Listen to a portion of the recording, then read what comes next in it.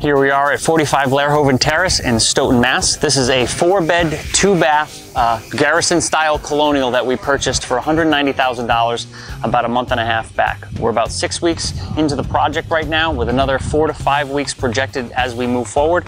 And we are going through the process of getting our teams in here and making sure that everybody's getting their rough sign-offs, getting our plumbing, electrical, etc. taken care of.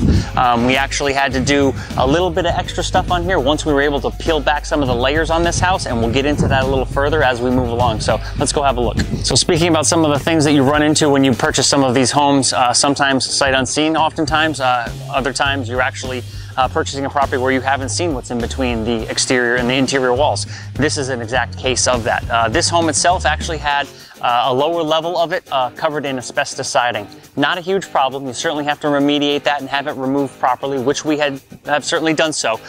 Once we have removed this, we come to find out that we actually have drywall on the exterior of the home.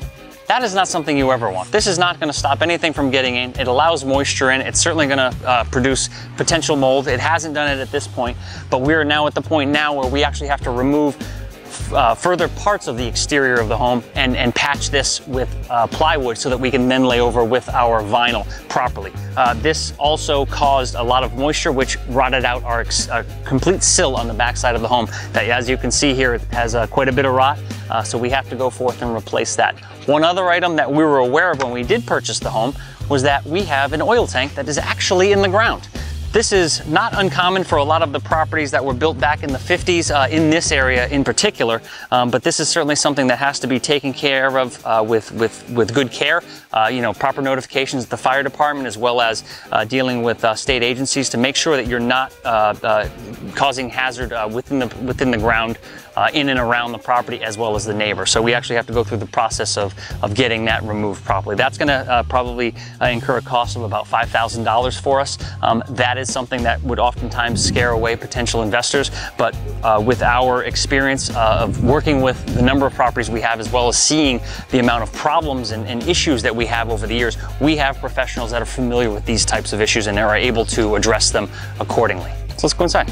So upon the initial review of this home, one thing that we did notice is that it was a very compartmentalized, older style home. This home was originally a one-level, 900 square foot ranch that had a second floor added sometime in the 80s. With that being said, all of these rooms were smaller in size and very segmented. With the design flow that we're looking for, what we had to do is really remove a number of these walls, rebuild our staircase, and install a number of beams in order to carry the weight of that second floor. As you can see here, we have a glue-lam beam, engineered beam, which we had to have installed. We also have one on the other side of the home over here, which was not previously in here, although there were some 2x4s in here carrying the weight. Incorrect construction, so we had to go through and make sure that we updated that and put it in proper form. So those are some of the things that we ran into. Additionally, we certainly ran into plumbing issues as well as electrical issues. We need to get all of that up into code once we hit a certain percentage of the rehab.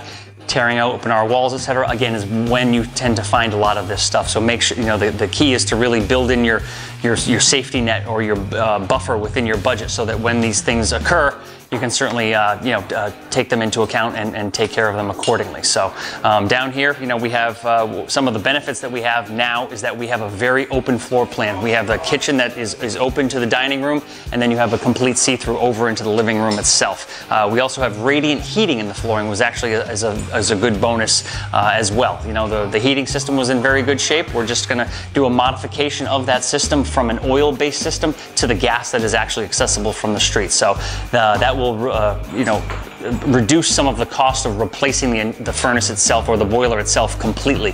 So that will certainly assist us in this project.